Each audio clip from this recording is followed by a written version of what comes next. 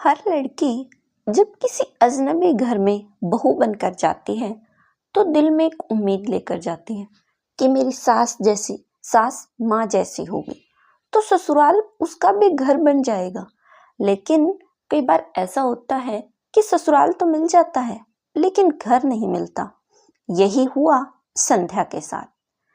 संध्या एक पढ़ी लिखी, संस्कारी और आत्मनिर्भर लड़की थी। उसकी शादी हुई विवेक से, जो कि एक सरकारी अधिकारी था। संध्या को लगा कि उसकी जिंदगी अब खुशियों से भर जाएगी, लेकिन ससुराल में कदम रखते ही उसके सपनों को किसी ने छूने भी नहीं दिया। शारदा देवी, उसकी सास, पहले ही मुलाकात में उसे कह दिया, हमारे घर की बहुएं घूंघट नहीं करती, इतना खुला चेहरा लेकर मत घूमो।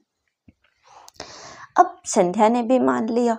संध्या हर रोज सुबह जल्दी उठती, पूरे घर का काम करती, लेकिन फिर भी शारदा देवी उसे हर बात में नीचाई दिखाती। कुछ काम करना नहीं आता, खाना बेस्वाद है, तेरी माँ ने कुछ नहीं सिखाया तुझे। जैसे जैसे दिन बीतते गए तिरस्कार और बढ़ता गया। विवेक जो सब देखता हमेशा माँ का ही पक्ष लेता। वो हमेशा कहता, माँ बूढ़ी है, वो जो कहती हैं उनके अनुभव से कहती हैं, तुम चुप रहो, शांति बनी रहेगी। शांति? संध्या के मन में तो तूफान उठा हुआ था, लेकिन कोई उसे सुनने वाला ही नहीं था।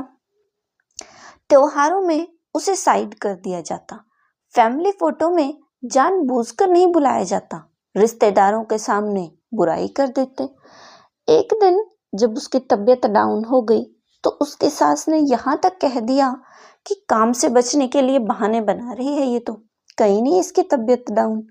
वो दिन था जब संध्या टूट गई और कोइंसिडेंटली ऐसा हुआ कि उसी दिन संध्या का भाई रवि उससे मिलने आ गया।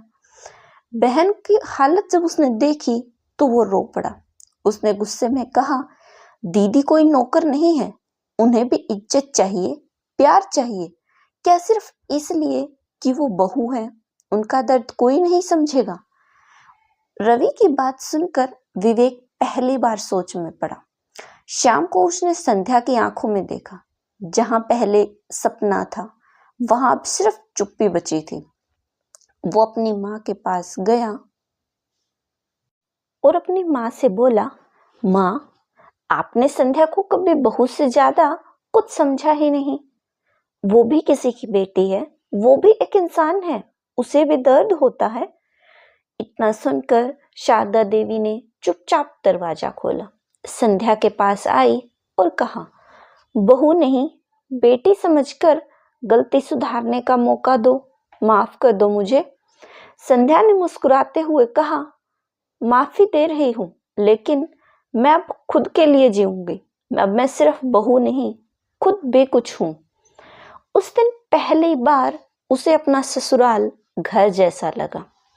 अंत में मैं आपसे बस यही कहना चाहूंगी कि बहू होना आसान नहीं होता, लेकिन हर बहू को चाहिए सम्मान, पहचान और एक आवाज जो कह सके कि अब और नहीं।